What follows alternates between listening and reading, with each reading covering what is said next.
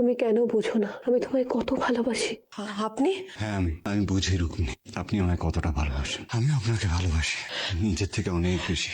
দেখুন, আমি তেজ তেজ আসলে একটা মিসআন্ডারস্ট্যান্ডিং হয়েছে। আমি ভেবেছিলাম তুমি এসেছো আর তাই। এক সেকেন্ড শুধু, প্রীতম বাবু, আমার পারমিশন ছাড়া আপনি আমার বেডরুমে এসে আমার ওয়াইফের সাথে কি করছিলেন? আপনি ভুল বলছেন তেজ। আমি চলে যাচ্ছিলাম তাই রুক্মিণীকে সুধাকে গুড বাই বলতে এসেছিলাম। আমি জানি এখন আর আপনাদের মধ্যে আমার কোনো জায়গা নেই। ব্যাপারটা এখন বা তখনের তো নয়।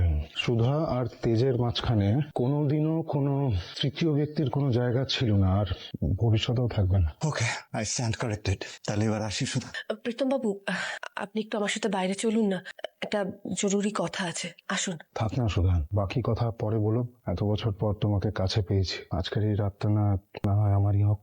সুধা, আমি আরো দুদিন কলকাতায় আছি, পরে কথা হবে। আপনাদের নিশ্চয়ই এত বছরের জমে থাকা অনেক কথা, অনেক মান অভিমান রয়েছে। আশা করবো আপনারা সেসব মিটিয়ে নিয়ে এবার থেকে বাকি পথটা একসাথেই